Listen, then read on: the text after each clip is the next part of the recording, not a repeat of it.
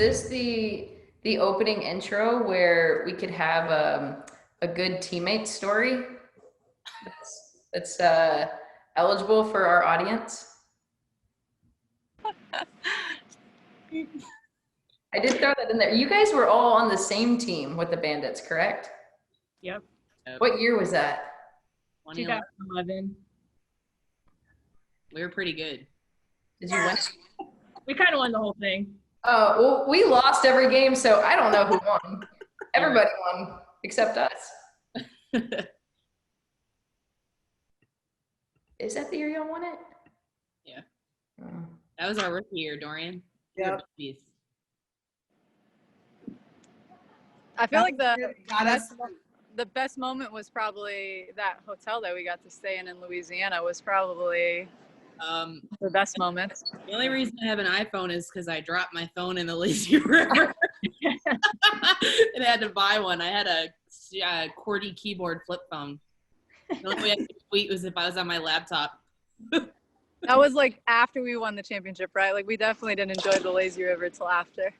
Yeah, after. Well, I will say a second to that moment was probably when I had to wear Shannon's League of Their Own dress instead of my own because I did my measurements wrong and I still ripped the whole entire side of it in the exhibition game. That was a moment. Wait, let's just talk about how little mine was and I had to squat in it. Let's just talk about that.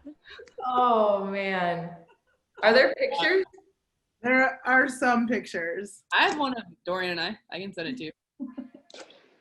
That was when I was a selfless teammate and I said, Dorian, I'll take one for the team and I would gladly give you mine that's super long because I knew I was catching in this, but cool, I'll take a little one. This is when I knew we were going to get along. That moment, I was like, wow, this is my type of gal. That was like the moment when I knew you were going to marry me. Oh yeah, that happened too.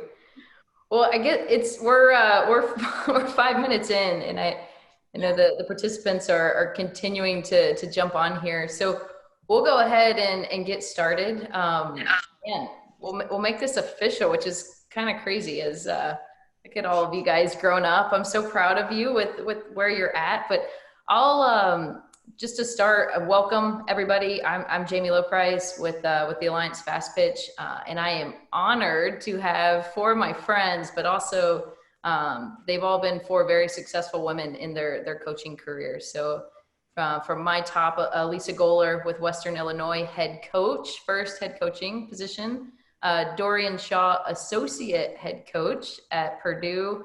Taryn Mowat McKinney, the pitching coach at her alma mater at Arizona. And Shannon Depking, head coach at Syracuse. So I appreciate you guys being on this. We definitely want we want you guys to ask questions throughout. I know we did have some people that submitted some questions before, so I have those in there. I know recruiting is obviously a big topic and just kind of where we are. And honestly, we called it Softball 2020 because you guys have probably been throwing all kinds of crazy curveballs and things at life. So we want to get into that, but I'm actually, one of the things we're doing with the Alliance is talking about athletes and connecting athletes. And so not only are you for coaches, but you also had very successful playing careers too. So I want you each to go back instead of introducing, because we can go read your bio. So go back to the first time you were introduced to the game of softball. What did that look like? Goller, I'm starting with you. All right. And I have this, it's on my social media. So I know, like, not saying that people on this call follow me, but it's out there. So I'm from Chicago, and in Chicago, like 16-inch slow pitch is something that has really been prevalent. And so my first photo that I have of me, with a ball is basically me holding a super oversized bat and a 16-inch softball, and I have like a bonnet on. I think I'm like a year and a half old, so I would say that's like my first memory of it. When I look at stuff, it just cracks me up because I basically have the same size thighs now that I had back then. So, but I think that like most of us, I started playing like t-ball age, and my dad always likes to talk about how he's like, you didn't hit off the tee, you hit off the toss. That's how I knew you're gonna be good. And I was like, you're right. Look at me at age 4. So I would say that was how mine started. I think you're the youngest, so we'll go to the next youngest, to Dorian. I started playing because my sister, who's 2 years older than me, was playing, and it was the easiest way for my parents to get both of us in the same place at the same time. So we had the classic, like, all I ever wanted was my own team picture because our pictures were always together. So it'd be like me in the catcher squat and my sister like standing with the bat. Like, I could never get my own team picture until we aged out of each other's like age brackets. But I played community t-ball with on my sister's team. I played up. I was advanced. So. All right, Taryn. Well, I started playing t-ball when I was 4, and I came home from school one day with a flyer, and I gave it to my parents, and I think they just wanted to get me out of the house and get a couple hours away from me. So they signed me up, and my first team is called the Teal Seals, and I still have the jersey. That's awesome. Shannon? I think I actually can beat your team name, Taryn, shockingly. So I actually didn't start playing. I grew up in a small country town, so I rode horses and did rodeos up until I was probably 12. And around that age, I was playing baseball a little bit and then got into softball. And then my dad coached my team, of course, and the team name was Thump and Run. So that was my first softball experience, and like I said, it was pretty late. I think I like started softball like around like 12, 13 years old. I'd say that worked out pretty well for you. Yeah, I mean, it was not a bad decision. Granted, every day I'm like, I definitely should have stuck with rodeos. That's way cooler. I threw this on just because I find it interesting of kind of the history of the game and how it continues to change. But and I'm going to go backwards now, oldest to youngest. What did travel ball, what did that look like for you, Shannon? So mine was a little bit different, like I said, because I started so late. So when I got my first team, my dad coached it. So I wouldn't necessarily call that travel ball at all. That was like your typical, we don't know what to do. So like my dad will coach it, I guess. And then as I was playing in this like league that played in Burbank, California, somebody like saw me and was like, you should definitely get on a new team. And so at that point, I think I was like 14, 15, somewhere around then, I got on my first travel ball team. So I would say I got really, really fortunate that, you know, somebody saw me playing and kind of referred me to a travel team. But I might be aging myself right now, but it wasn't this long drawn out process where we were trying to get on the best team. It was, I just wanted to play softball. And once I got on that team, I never left that team. That was the team I kind of finished with. And it was, you know, a lot of really good friendships. I really appreciated my coach. So it was never, you know, me trying to kind of jump ship or anything like that. Taryn? I started playing travel ball about 10 years old, I'd say, for a team called the Irvine Heat. And then I pretty much stayed on the same team for like 2 to 3 years at a time. And then I ultimately finished my last couple of years with the Batbusters. But it's definitely different than it is now. I mean, we weren't 43 feet, we were 40 feet. And it wasn't, you weren't playing games every weekend, weekdays. It was, you would play a tournament, but you would also practice during the week, type of situation. I see it. You got some Batbuster coaches on here, by the way. Dorian?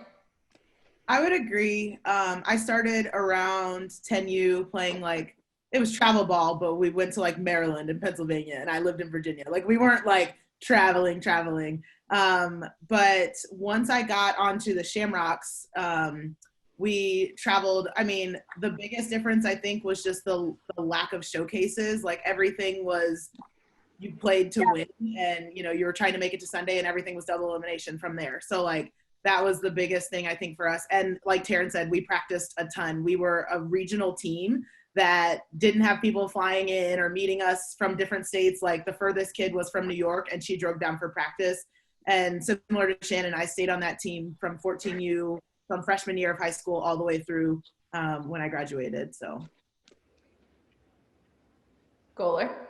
When I think of travel ball, I think of ASA Gold and the fact that if you were one of the 64 teams that made it, you were legit. And I think about how much I would love to have a nationals like that where I didn't have to go combing through 8 different tournaments to find that, because I think about how efficient it probably was for recruiting back then to be able to just go for the week and see an ungodly amount of talent. But, you know, my travel experience, I was really lucky because I got to play for 4 years for Jerry Glasgow, who's like the man. He's like my second father. He's now the coach at Louisiana Lafayette. And like playing travel for him was just, I would go back and do it. Everyone talks about like college, and I would play at college again in a heartbeat if I could, but I would also go back and play travel because it was just so pure. You just showed up, you competed your ass off. I'm sorry for the language. You're okay with this audience. You didn't have like a scouting report, you know, and not saying that you don't want that. We need that in our game with what we do, but it was just really pure. You just showed up and competed, and you played against really good talent, and I thought that was awesome. The other highlight to Gold Nationals, pin trading. Why don't we trade pins anymore? I mean, hopefully some of the attendees have been in it long enough to remember pin trading, but man, I got jazzed to decorate the pin every year. The ones that light up and move? Come on now. Yes, and the spinners and the danglies, man, what? Tell you what, I think we might have a solution for you guys getting back. And Dorian, I'll make sure you get a pen there too. Okay, I like that. So we're talking to a bunch of coaches here. And Goaler, you just kind of hit on Jerry. Real quick, if you guys could, and I mean, wow, you all have played for some pretty significant coaches. So who was one of the most influential coaches on you and why? Dorian, starting with you. I mean, Hutch is a legend. I say she's the GOAT. I'm sure all of us would say our head coach was the GOAT. She's just an amazing, incredible, incomparable coach. But her aside, I would say my 12 and under travel ball coach, his name was Johnny Thomas. And I needed Johnny Thomas in my life because I will fully admit I was a helmet thrower. I was a crier. I was like, I struck out. The world is ending. I don't know how to live. Like, what is going on? And he was military. Like, he worked at the Pentagon and he had none of that. And so for me, like at that age, being able to have somebody to put like accountability and to give me parameters for like behavior and failure recovery and stuff that I didn't even know had a name at the time was like so valuable that I will never be able to thank him enough for just saying like, you need to chill out. Like, the world is not ending. That was something that like to this day I'm still grateful to him for doing. But I mean, Hutch is like, I mean, 2 thumbs up. Couldn't say enough good things about her. Taryn? Obviously Coach Candrea. I would also say he's the GOAT, one of the greatest of all time. And now I get to work with him, so that's kind of fun. But he was probably one of the biggest influences, but then also my pitching coach growing up. Doug Finch taught me everything that I know about pitching. And he kind of watched me grow up. I started with him when I was 7 years old, and I would still talk to him even when I was in college. And kind of the same thing as Dorian was saying, there's times when I would get frustrated and, you know, if the team makes an error, I'd go to pitching lessons and be like, and I would say, I did really good, but, and I would make excuses. And he kind of put me in my place and was like, no, that's not how it works. And he never let me get away with anything and make excuses. And he would be the first one to tell me if I wasn't working hard in pitching lessons. And so he kind of basically taught me every single thing I know about pitching. Shannon? Sorry, ball's coming at me. I would say my travel ball coach, his name's Don Harris. He's passed away now, but I think he was just a guy that like from a very young age, like taught me balance within holding me accountable to the standard, but also loving me as a person outside of who I was as an athlete. And I think that especially for a girl is really, really important in finding the two balances of a really, really good athlete that, you know, I would probably say most of us were probably the better ones on our teams, but also understanding that we're human and being able to find those two things of balance plus the discipline and the accountability was really, really important for me at a young age, and also something now as a head coach, I think we probably all strive to find that balance with our players now. Gola, I know you already talked about Jerry, but do you want to add to that? I mean, I got to play for Lou at UGA, and I mean, I think all of us played for fantastic college coaches, so they're all the GOAT in their own way.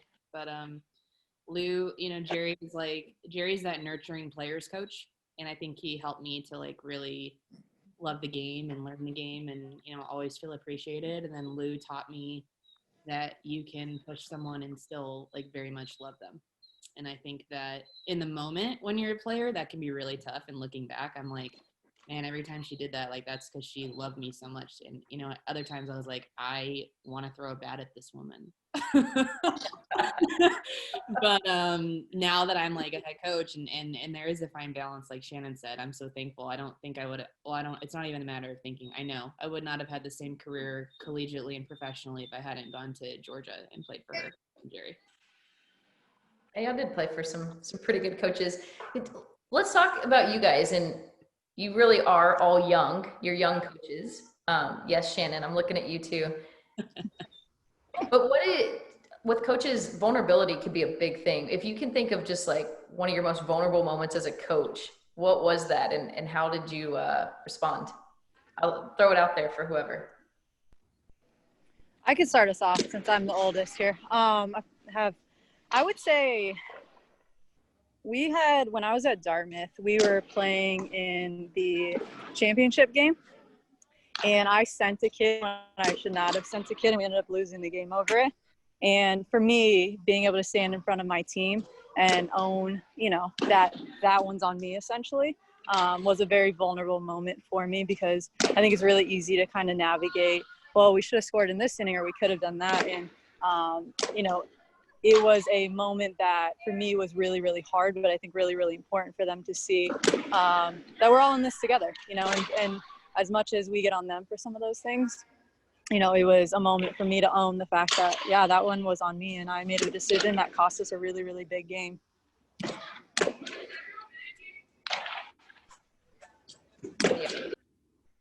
I think for me, when I was at Stanford, I had, super high academic, high achieving, very driven. I mean, we all do, but like they're like a different breed, like 1000%. And I had just come from Dartmouth, actually, funny enough, in the Ivy League, where like the structure is completely different to allow them to sort of have that balance. And Stanford does not really allow for very much balance. And it was like I had a string of sort of like individual meetings with players where I had been like a couple minutes late here or there. And like one of my players basically told me like, I need you to respect my time the same way that I respect yours. And I was like, whoa. And she basically essentially like held me accountable to like be a little bit better, and led me to sort of like apologize to the team about like, hey, I have not been taking your time as seriously as I have been protecting my time. And to be able to like have that conversation, take that feedback. For me as a coach, that was one of the first times that one of my players had really said like, you're not meeting the standard of expectation that I have for my coach. And that was like really hard to hear, but at the same time, she was completely right. And so being able to like own that and say to the team, like, hey, I'm going to be better about this. Like, I'm going to, value these meetings and value sort of like everything that we're doing. I think was really valuable for them to just see like, I was imperfect and I made a change for the better. And like, that's all we're expecting people to do. So that was something that I was like, oh, learning moment. Here we go. All right. Hold me to it. Girl who's going to go be the first female president of the United States. Like, Karen, we know you're perfect, so you don't have one, but go on. No, I would have to say, when I was coaching at the D2 level, I was fortunate that I got to play a final season in the pro league. I kept trying to retire after 2011. So 2012, I didn't play. But then in 2013, I played again in the league. And so I was fortunate to still be coaching, but also playing in the league. And there were times that the playing in the league portion kind of was a little bit more important than my coaching duties. And looking back after that summer, I just felt like I could have been a lot better about, balancing coaching duties and my playing. And I talked to my pitchers about that when I got back, because I wasn't as engaged with their lives over that summer, just because I was being, I guess, a little selfish in my playing career. So just talking to them about that and kind of navigating through that and getting their feedback on what they were feeling with me being so out of touch that summer. When I was at Penn State, I had some personal stuff that was going on, and I think it's really hard because so from the college coach perspective, and I guess this is good for all of you travel guys to hear, if you, we only get a certain amount of hours a week with players, right? So it's like when we have those hours, whether you're in team time or individuals, we're always trying to make the most of that time, because the reality is that's all we get, and we can't force anybody, well, you can't legally force anybody to do extra work. And I'm sure all of us at some point or another have talked about, like clock in, clock out, do your job, don't carry stuff over. And, it's like selfishly from the coach perspective, it's because it's like us being like, please don't come sad about your breakup because I only have you for an hour and a half today. Right. Like we've all done that. And I think I had a couple moments last year where I found myself guilty because I would leave practice and I would know that I maybe only had 50% in the tank that day. And if that's all you have, then you got to give all 50, right? Like nobody shows up every day 100%. But I felt some guilt because I was like, I know that I didn't do what I expect them to do every day. And, basically like I ended up having a conversation with the whole team about it. But I think anytime as a coach that you are vulnerable with your whole group, it can go one of two ways, and it's kind of scary because you don't know how they're going to react to it. But I would say that would probably be like my most recent one that I went through. I think we all go through a lot of it. Absolutely. And it's good because it is relative to all these coaches, right? And just to humanize it, that we've all been there as well. I'm going to flip it. And I know there's some important questions that I want to get to that people submitted. So you guys probably watch a little bit of live stream these days. Mm-hmm. You have a whole audience of travel coaches. What do you want to tell them about live stream? We can't see anything. We need to know the lineup. Sorry, say that again, Dorian.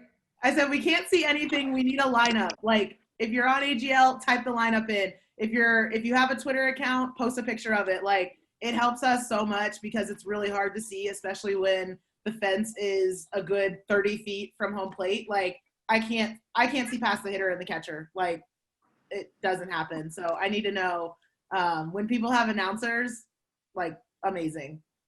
I would say what you could also do in Athletes Go Live is like put who's committed and who's not committed would also be really helpful. I saw somebody do that this weekend and I thought it was a really good idea. I mean, I guess I took for granted those flyers until like this summer was brutal. Just not having information and wasting a ton of time. One, you can't see. Two, you have no idea what's going on. But I would say the more you can put in the Athletes Go Live and your team lineup part, the better off we at least will have some sense of who's available and who's not. So yeah. Jersey numbers. Please have prominent jersey numbers on the uniforms because it's very, very hard to tell what number the player is.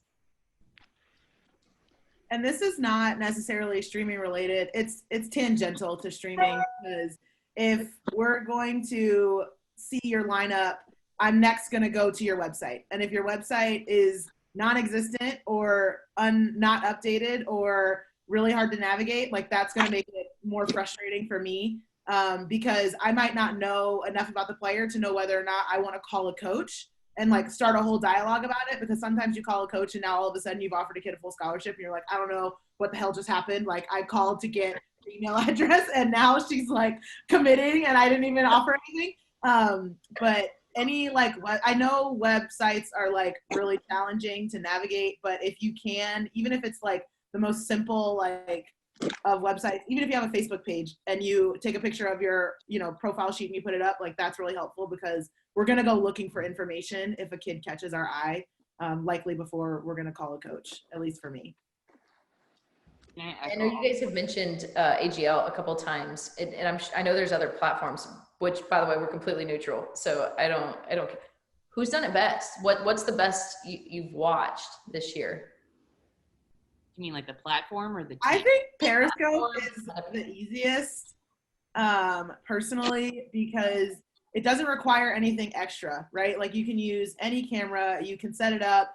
I get notifications when your game is going live. So if you're in a rain delay and I'm signed up for notifications on Periscope, it's going to tell me so-and-so is starting their game right now, which is really helpful. I don't know how to keep from like hearting the game. Like every time I touch the screen, I get these like hearts that flutter up on Periscope. I don't know if that's a violation, but it happens every single time I go to watch a game. But I think for those of you who might be in a situation where AGL financially is a little bit out of reach, because I know that there's some cost with like buying the particular GoPros and like being on the platform and things like that. Like if your team has a Twitter, you have a Periscope account, and linking those two things is just as good. It like AGL isn't really any better because Periscope archives everything anyways. I don't necessarily think it's been like a platform. I think it's cameras are really important. And I think I started out the summer thinking I was going to be really, really good at it. And then I learned I was just wasting a lot of my time watching some of these games that you can't see anything anyways. So for me, I've watched Facebook, I've watched Athletes Go Live, I've watched Periscope. Like the games that we could actually see stuff are the ones that I'm probably going to watch. Even the kids that I'm really interested in, like some of these cameras are just so bad that it's just a waste of time and I'm just not going to do it. So I would say not platform, but just cameras are really important. I appreciate any time that somebody is like running a Twitter account while the game's going. I find that to help sometimes. There's been teams that will do like summaries after the inning or be like, who's coming up? And I'm like, oh, I love this. This is great. Just because it is tough. And if you're watching on the computer and like, let's say that you need to get up to get a drink of water, and then suddenly if you can't tell because they're ants and they're not numbered, then you're like, oh my God, who is hitting? I have no idea. I literally watched a game one time and took notes on the kid only to realize it was the wrong kid. So I feel like that's real though, right? And that's an ideal world, because I think camera angles are a big thing. Everybody just puts it behind home plate. In an ideal world, what do you guys want to see? Is it behind center field? Is it side? I would take center field all day. And I at least want to see both bases. Like I know sometimes it's hard to get far enough back where you can see both first and third base. Like it's not super helpful for me if I'm trying to like see a kid run, if I can't tell when she crosses first base or I can't see when she gets to third base. That stuff is important. And I think just an add on, if you have a pocket radar, have somebody back, like pitching, and Taryn, you can speak a lot more to this because you are a pitching coach, but like evaluating pitching is a nightmare. Like we can evaluate hitting, we can evaluate defense, like it's fine, we can figure it out. Pitching, good gravy. Like the only way I know if somebody is throwing hard is sound or whether or not she gets on the hands of the hitter. Like those are the two things that I'm judging velocity off of completely. And I saw somebody post on Twitter recently that they got a video sent to them that was like sped up, like a highlight video of a kid pitching that was sped up. And like, I'm not saying that like multiple kids are out here doing this. I hope not. But like anytime we can hear like that pitch came in at this much, that pitch came in at that, like it's super helpful because you cannot tell velocity very well when you're pitching. Yeah, navigating the whole pitching and recruiting, it's very difficult, like Dorian said, because you can't really tell that kind of information on a single camera that's incredibly far away. The other thing I like about the streaming stuff is if the games can be archived, just because I do like to watch it live, but at the same time, I also like to go back and be able to rewatch just to make sure that my eyes saw what I remember them seeing. Because, depending on the time of day or how many games I've watched that day, staring at a computer screen for hours at a time, everything can kind of start to melt together and you just kind of forget. So anytime I can have an archived game that I can go back and rewatch, that helps too.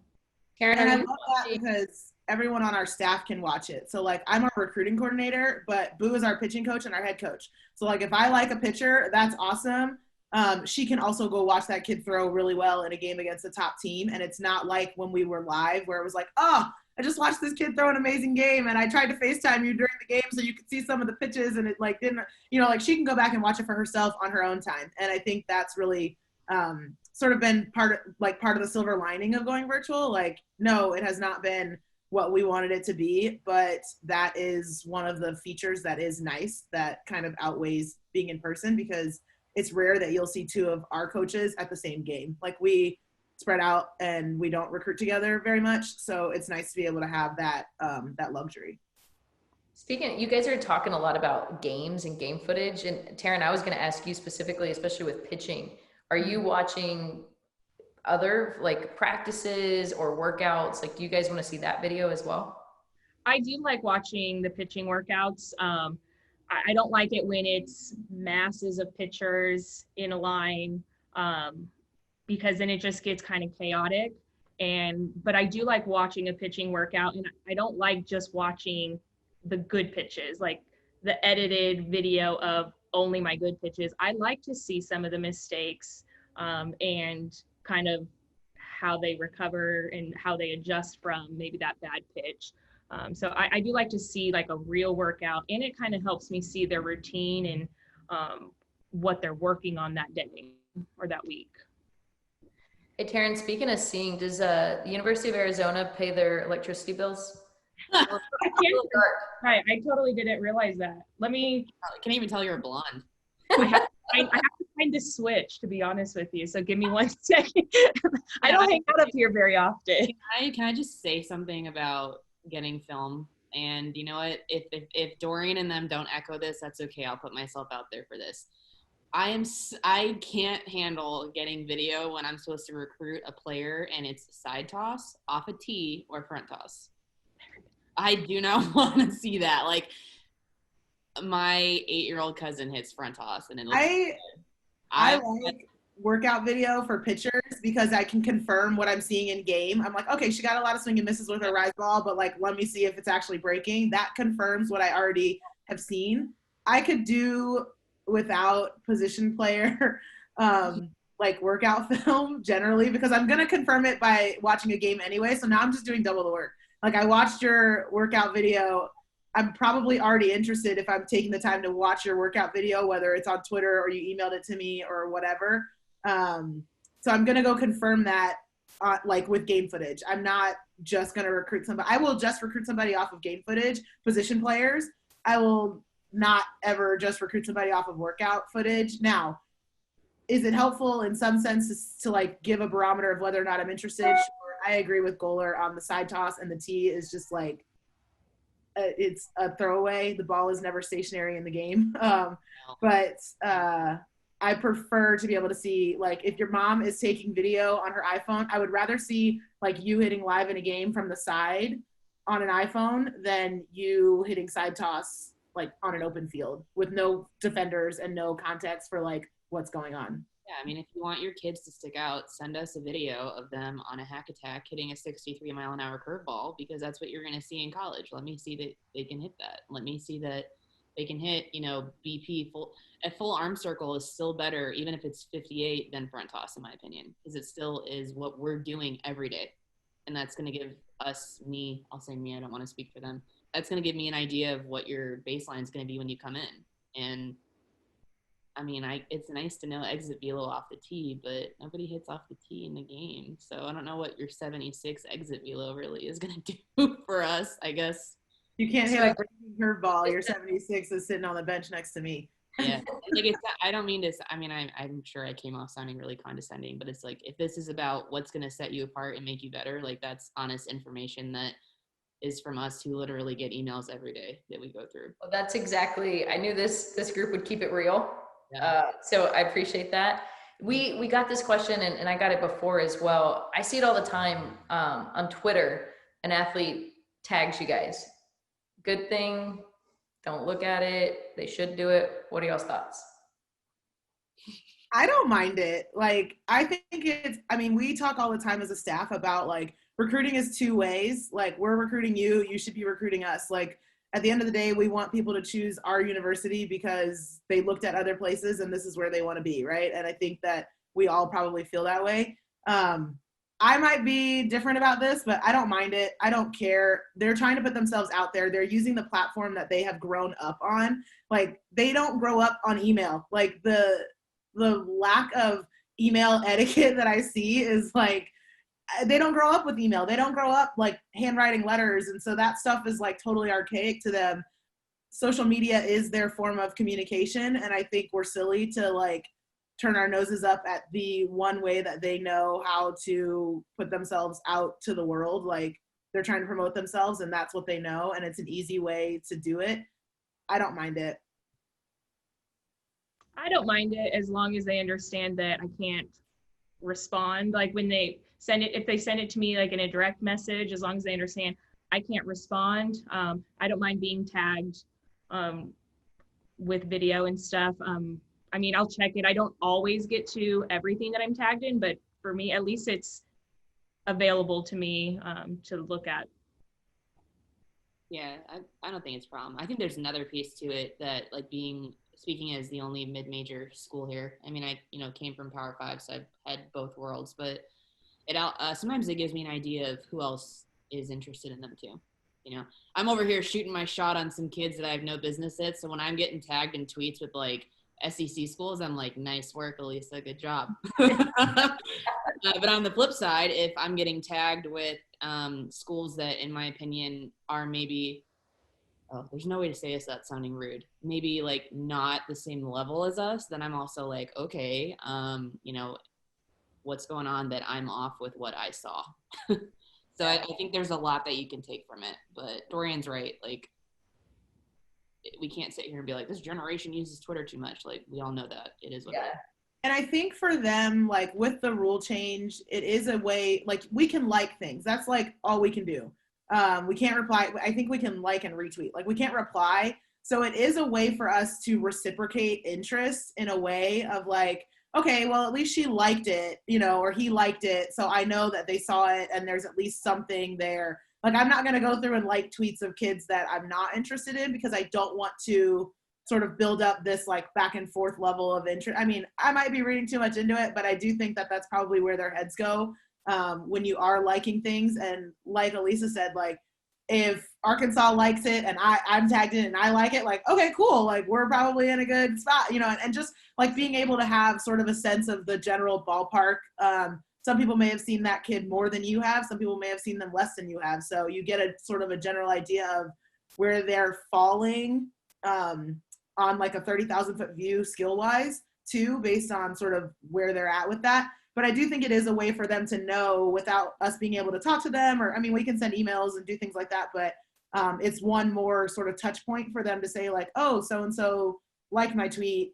They must be at least relatively interested. And I'm hopeful that that's like what that gives off to them when they're getting those, those interactions on social media. How are you guys, because it's such a weird world right now, how are you building relationships with travel coaches, with athletes? And then what would your advice to these travel coaches that are on this call, what's your advice to them on how to build relationships? Don't lie to us about players' ability. I can't stand that. I can't handle when someone says to us like, oh, this kid is an absolute baller, and then you go watch him and you're like, are you kidding me? Because you've destroyed the trust that I had in you. And it's like such an old school thing to say, but unfortunately it does happen a lot. And I think every program has at least 2 to 3 travel programs that they pull from consistently.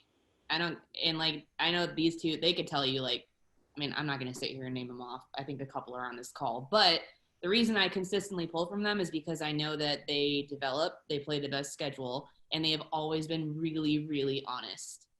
And like, I feel like that's everything in this job. It doesn't mean that, just because you've never had a kid go to Purdue, you won't. It's just that the reality is if you're one of those programs that's consistently giving kids to a certain place, it's because you fill that role for them and you're doing it right. So I guess to like go back to your question of how do you build it? I mean, the first step is always just to kind of reach out, right? Like sometimes a relationship is built based on one kid that we like, but it's a two-way street. Like if you want us to be honest with you and not mess around with money and not mess around with like having, stringing your kid along, because I mean, I coach travel, we all want that.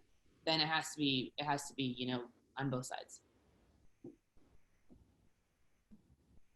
I think every co-sign everything that was just said. The minute a coach tells you like, I don't have a kid that could play for you right now, is the minute that they gain my trust. Because, being able to say like, I don't have a kid that can play for you right now, but I'll let you know when I do, like that is, it's really big, just because I know that you have a general idea of the skill level that I'm looking for my players. And it's not necessarily always somebody trying to swindle you, right? I think you have to educate yourself about what ball looks like at the level that you're trying to send your players to, because all Division I doesn't look the same. All Division II doesn't look the same. Like every level, top to bottom, does not look the same. And so understanding sort of like, have you seen my team play? Where do you think your kid could fit in my lineup? And you tell me she could hit 4 for me and she's in your 7-hole, you better be winning PGF Nationals if you're going to tell me that your 7-hole kid can hit in my 4-hole. Like, you better be stacked to the rim with full scholarship players, because it's just, like, that's what I'm looking for, right? I'm coming to your team to look for your best. I'm not coming to your team to look for your second or third tier kids, because I'm trying to compete with Minnesota, Northwestern, Michigan every single day, right? Like, my expectations for what I'm recruiting are for those kids to be better than what I already have. So just understanding sort of like what you're looking at, getting a feel for what that program's level of competition is like, and being able to accurately sort of match your kids up is really important. Just reaching out is really good. I think also respect when coaches tell you that they're not interested in what you have right now. There are some people who just kind of consistently reach out, and I tell them I'm not recruiting that class, or I'm done with that position, or whatever, and I'll let you know if my needs change. And it's like, you're still trying to push kids my way. Like, I can't make more spots for shortstops on my team. Like, I'm not going to have 7 shortstops just sitting on the bench. So just understand when it's good to help your kids sort of move along in their process, because everybody can't come to every school. And then like, reach out. We're normal people. We want to have normal conversations. Like, don't think it has to always just be like, oh, I've got this kid for you, and what do you have for me, like back and forth. It's okay to like talk about your family, talk about your kid. I want to know people and trust people and be able to deal with people that like I enjoy. It's going to make the process a lot easier for us, because we spend so much time on the phone. Like, literally in September, I talked to one coach every single day for like 13 days straight, multiple times a day. And I was like, okay, this is getting to be a little bit like, what is it? Like, I can't think of the word, but like, we were like we were close to that line, and I was like, okay, this needs, like, I get it. The kid wants to come here. Like, this is awesome. So just understand the boundaries. Like, you're busy, we're busy. You're trying to do the best for your kids. We're trying to do the best for our program. Just always keep that in mind. We got a question. How much stock, Taryn, I'll start with you. How much stock do you put into the player rankings from publications? I don't put a lot of stock into it, to be honest. I don't know exactly who is putting these players up for nomination, who's voting on it. I really think what it does is it at least gives me names to remember. If I see something in writing, like somebody's name, it kind of sticks out. I have a very visual memory. But in terms of how the rankings are, I don't know who's the one that's ranking them. So until I know like the background of who's ranking them and how that process works, really, it doesn't, I would rather evaluate myself and rank them in my own head. I think it's tough. I totally agree. I think it's tough because sometimes there's multiple lists, and you'll look at one list and a kid is 61, and then you'll look at another list and she's 19, and you're like, that's a big discrepancy in like where people think that they should be, which kind of discredits like a lot of what you're looking for. And I think it's less about how much stock I put in the rankings and how much stock they and other people put in the rankings. So like using the rankings as a recruiting tool, 1,000%, right? Being able to say like our 2020 class was ranked, our 21 class was ranked, that goes a long way with recruits and their parents because they can somewhat verify, right, that you are credible and you're building your program in the right way. Does it matter to us? Like, am I thinking we didn't do a good job if our class isn't ranked? Not necessarily, because I trust, like Taryn said, our own evaluations, and I know, and our staff knows sort of like what type of kids we can make better. And like the number one kid in any position is not necessarily always going to be the right fit for our program because we might not be able to coach how she might not be the style of kid that we know we can make better in 4 years. But I think that is something that I do use it for. Like I do use it sort of as like a credibility thing when I'm talking to other people building up our program. But I guess that probably is the biggest thing for us. My only issue with it is that, okay, like when you look at rankings in other sports, like you look at the NFL Combine, right? They're doing the same exact thing in the same exact setting. So there's a legitimacy to it where you're like, okay, like this guy did this many reps and that one did that many. And like, you know that in softball, we don't have that. We haven't had that. Whoever figures that out is going to make so much money. Maybe it'll be us and we'll stop coaching so then we can actually have lives. Just kidding. But that's like what's hard for me is I think it's a little bit biased because you know, like there's lots of players that are phenomenal that don't make and it is what it is. You know, there's lots of great players in college that don't make the top 25 list too. It's always going to be that way. But for me, it just comes down to the legitimacy stuff. I think On Deck is the closest kind of to doing that in the sense that we know if we're getting like the On Deck reports that they judge them all the same. But again, like that's just the sample size that was there. So, and what's crazy about even the combine is like it's standardized and systematized, and there's still sort of like back and forth debate about whether or not it's sort of worked its way out of being relevant, right? Yeah. Like you're having all these conversations about this system that has been in place for as long as any of us can remember, and they're talking about whether or not it's even relevant to sort of extrapolating whether or not that kid's going to perform at the next level. So even if like we did have something, which we don't, it would still be under like very tough scrutiny, just trying to figure out like, is it actually effective for our game? Because I do think there's a lot that allows players to be really successful at the next level that won't show up in something like an On Deck measurable. We sound like the most grumpy group of coaches, don't we? Well, I imagine it's tough right now, right? Like it's tough for you guys. It's tough for the travel ball coaches as well. We did get another question.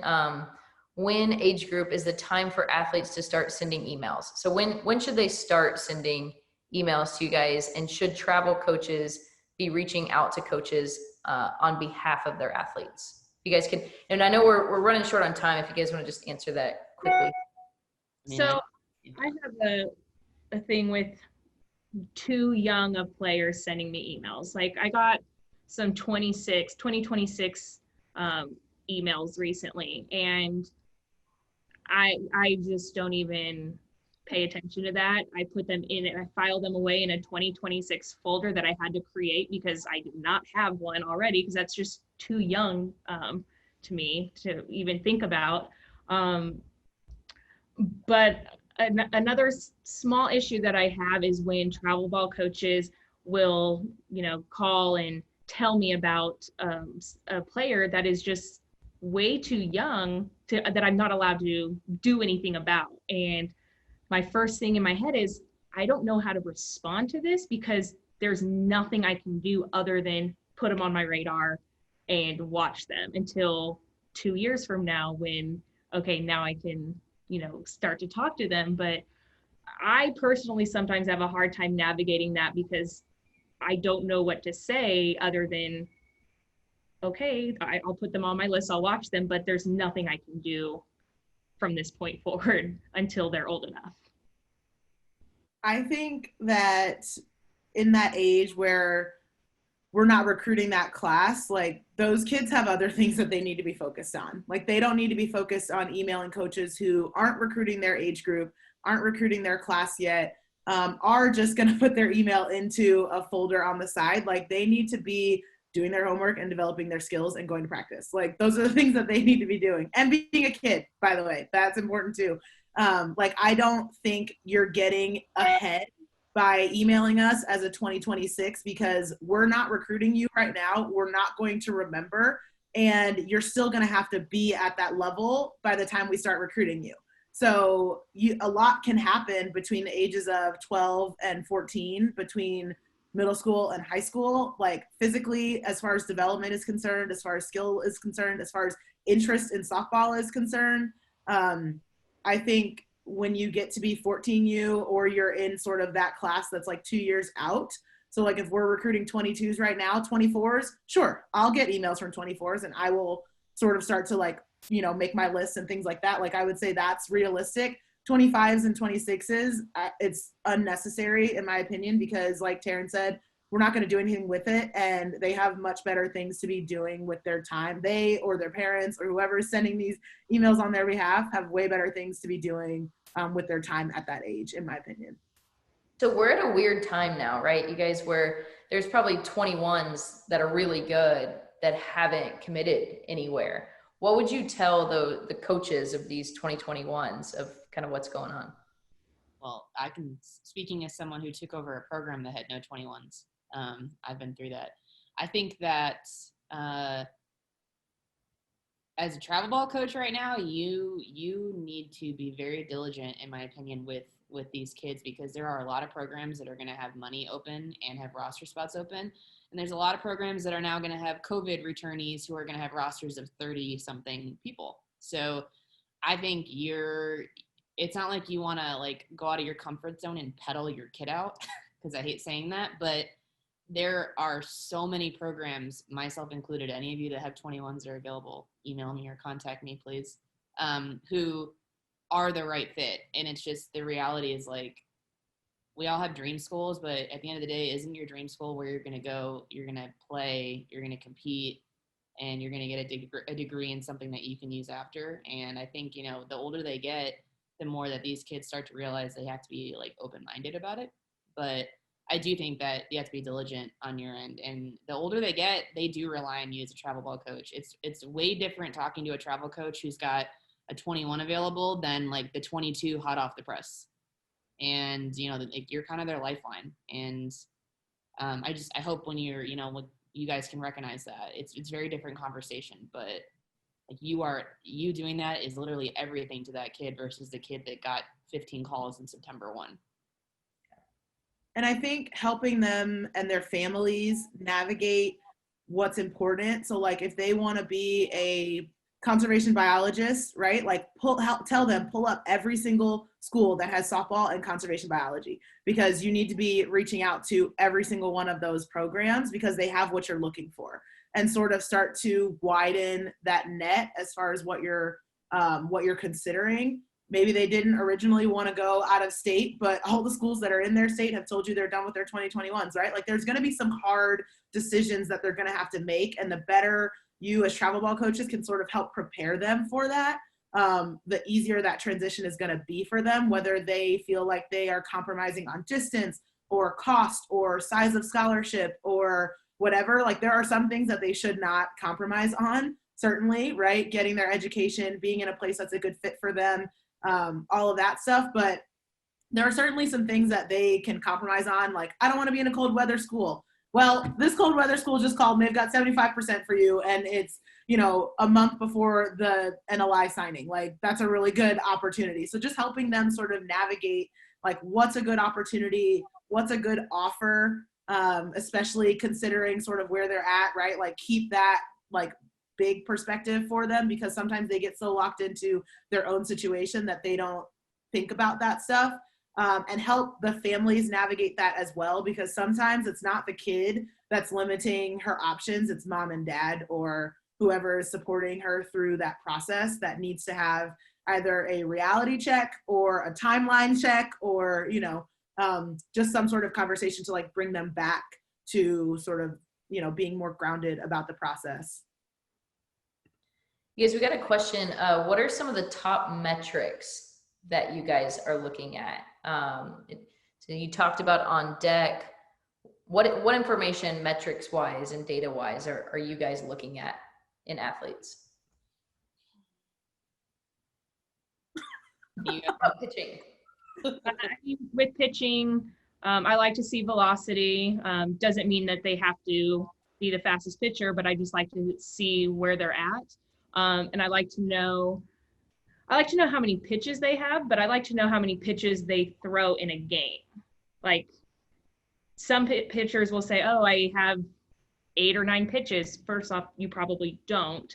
But of those pitches that you have, how many do you actually throw in game? Because I don't anticipate pitchers are actually throwing 8 or 9 different types of pitches in a game setting. So how many of those pitches are you comfortable throwing in a game? I'd like to see that kind of stuff, at least from the pitching side of it.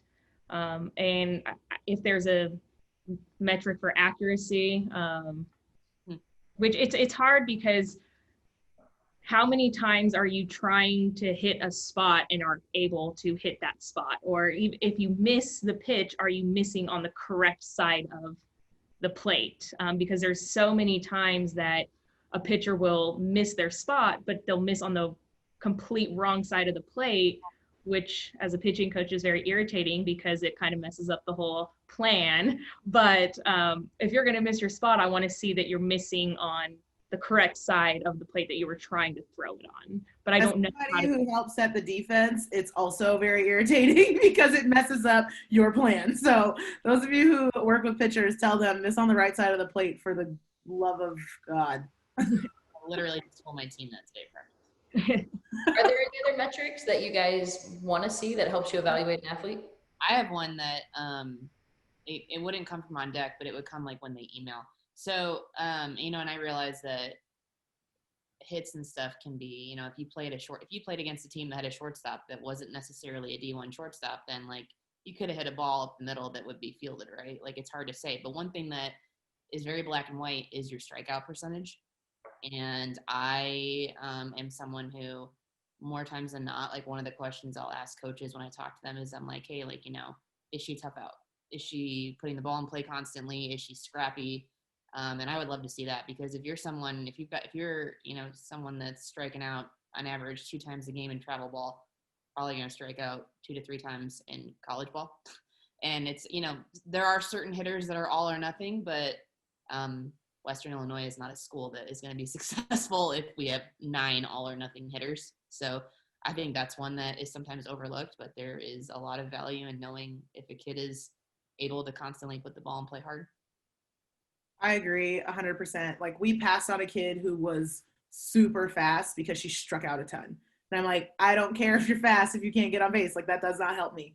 I think that, and these might be things that like, this is a longer conversation thing that we don't have time for, but like our number one, like statistic in our offense is on base percentage, right? And OPS, like on base plus slugging. So like, it's really hard for me to, be okay with like showcase ball where it's like, oh, you got walked. Okay, we're gonna like walks are good. We celebrate walks in my program. Like I had a freshman shortstop who broke the single season record for walks and did it really chap my ass when she took a 3-0 strike. Yes, but she walked her happy behind to first base like right after, right? So like that's the number one thing that we look for in our program and or that we ask our players to do is like to have quality at bats, right? Like I'm sure all of us talk a ton about quality at bats, and so being able to get on base, being able to lay down short game, like our kids come to us and they don't know how to bunt. And we spend a year teaching them how to sacrifice bunt. Like I kid you not.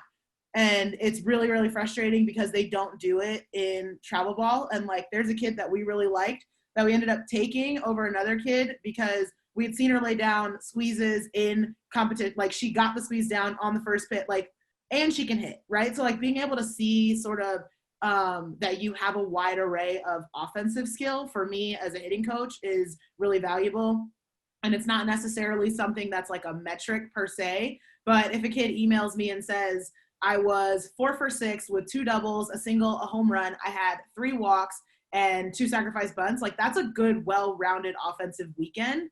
And all the numbers sort of like even out in the wash. You'll play really good competition, you'll play really bad competition, and it's going to even out unless you're always playing one or the other, right? But I think those are things that are hard to sort of get in showcase ball per se, but I like to see when we're playing full 7-inning games, like see a kid be able to execute some of those things.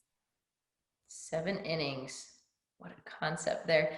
So Yeah. you guys want to, because I know there's everybody's scrambling, right? Trying to figure out what's going on. What role did college coaches when the NCAA came out with the rule and the extending the dead period, what role did you guys as coaches have in that? If anybody wants to answer. Shoot, I voted against it. I mean, I'm pretty sure the biggest role was like head coaches got to vote and it had to be a super majority, which is 60%. Yeah. But I think something that like people need to remember is a lot of times these recruiting rules are not just for softball. So like, yes, it might be inconvenient for softball, but the NCAA is considering, and I'm not advocating for the NCAA. I think a lot of the stuff that they do is like absolutely ludicrous, but they're not always just making these rules for softball. And I think it's easy for us to get siloed in our own world and not remember that like basketball is going to have these rules applied, or lacrosse is going to have these rules applied, or some of these other sports that may be experiencing different things are going to, or have different seasons and be in a different situation. But it didn't feel like we had that much of a say. Because even if we vote for it, like they asked the NCAA for their recommendation. That does not mean that the NCAA is going to do what the NFCA recommends. So I think that's something too, like when people were getting really frustrated with the NFCA makes a recommendation. They do not make the rules. So, I mean, people just have to keep that in mind sometimes when, you know, people are trying to do what's best for the game and it may not turn out the way they want it to turn out. What's going on campus right now with y'all's teams? And it just kind of quick, like how are your athletes and how are you guys as coaches handling that right now? We've started practicing team practice. We have protocols in place for sanitizing everything, masks, social distancing. We've blocked, like in bullpens and stuff, we blocked off certain mounds so people aren't all together. After we use the balls, we pour them on the ground and sanitize them. We come in one entrance and we exit a different entrance. That way we're not having multiple people crossing each other. So we have some protocols in place, and our school has a good testing protocol as well. And so I think we've done a really good job so far. I think it's definitely helped the players to get out of the house and have some sort of normalcy and kind of be able to play the game that they love. And they understand how important being safe about it and following the rules and stuff, how important it is for our season to be able to have a season. And I think, you know, getting it taken away in the middle of the season last year, they remember that feeling and they don't want that to happen again. And so I think with our team, they've been very diligent about following the rules and being safe so we can have a season. Taryn, how pumped were you to get Deja back? I was so pumped to get all of our seniors back and Deja. And to bring in our freshman class. So we're in a really unique situation because we had 7 seniors and then Deja was obviously with the Olympic team, so she wasn't going to be playing this past year. But all 7 of them are starters and they all came back. And so with us, we were going to be graduating a large class. We have a very large freshman class and they are all very great players. So now this group of, I believe it's 8 freshmen get to come in and learn from our starters that have been there for now 5 years. And so it's been a really cool transition and it's been quick. I mean, we haven't had to do a ton of coaching because we have these super seniors that are all 4-year starters and all Americans and a future Olympian. And so they've really helped the freshmen along. And we haven't lost a step, I don't really think. I mean, practice has been smooth and quick. And yeah, so it'll be exciting. If any of your kids hit the portal, let me know. Their roster's decent. Yeah, I'll take them. I have the naming rights for my first child. We're over our time, and I want to respect each of your time. Taryn, I know you just got done with practice and probably want to get home and eat. So last question, as we've got travel ball coaches on here, just if you were coaching a travel ball team, just what would be, and it doesn't have to necessarily be about recruiting, but what would your message be to them, or what's the first thing that you want to tell these coaches? Practice. Don't just play games, practice, because it matters. And it matters in the development of the players. And I think alongside that is teach them the rules of the game and understanding, certain aspects of that. And please at least try to have your pitchers learn a changeup before they get to college. I've had to teach a lot of changeups over the last decade, and it would be nice to have more pitchers come in with changeups. It's fair. Mine would be that it's really hard so all of us try to recruit the best players off the team, right? Well, when they're typically the best player on your team, it means that more times than not, you're going through your travel experience, probably not getting your butt chewed a little bit. I was one of them, I would know. And what's hard is that, a lot of times we'll have strained relationships with younger players because our job is to nitpick and to make them better and try to have honest conversation. Honest conversation's tough, right, in anything. But I think a lot of times we'll get players who misinterpret that, and it turns into like, well, coach doesn't like me because of this and that. And it's like they never have been through it. And there's a way to do it and be constructive, and there's a way to, there's people that do it and it's emotionally harmful, and none of us want to do that. And yeah, that's an issue if that's going on. But, from a travel perspective, like, it is okay. They need it because they're going to get it. Because whether we like it or not, our jobs depend on winning.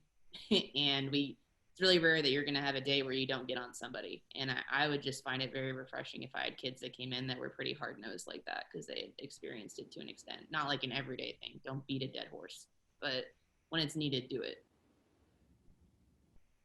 I agree with everything that was previously stated. My only other pieces would be help your kids understand what balance is and understand sort of that they hold value outside of their performance and all of those things, because it is like mental health is a huge concern at every level, but certainly we start to see it be sort of extrapolated at our level when you add in the stressors of being away from home, being in a room with strangers, right? You've been an only child your whole life, and now you have 3 people who live in a room with you, or your coach is all over you all the time. You got your first C's, you're away from your family. Like, those stressors take that mental health and just like drop a grenade on it.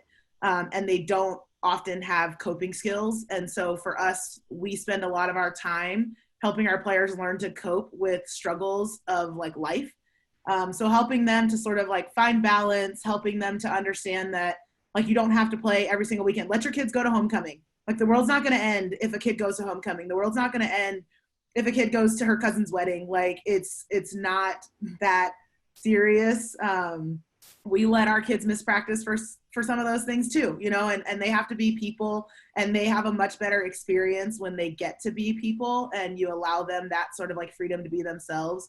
I think, when all of us talked about our favorite coaches, that was part of it, right? It's like they loved me too. They saw me as a person. It wasn't just, oh, they taught me the X's and O's. And at the end of the day, like, they're not going to remember the games that they won, how they won. I mean, Taryn might, because her memory is invincible. Um, but like for me, I have a horrible memory, and like I couldn't tell you like what I did in some of these games, but I remember the people that I did it with, and I think that allowing your players to sort of have those moments and not be all business all the time is one of the greatest gifts you can give to them at the age level, like in that travel ball age, because they are still developing sort of their core person at that age. Facts. Well, thank you guys. I definitely appreciate it. Appreciate your time. I appreciate everybody that's jumped on. We did record this, so you guys were recorded, and we'll send it out to everybody that registered as well. But thank you guys. Good luck. I personally hope they change the recruiting rule because I want to hang out with you guys. It's the only time we ever see our friends. Well, thank you guys. Have a good night. Thanks.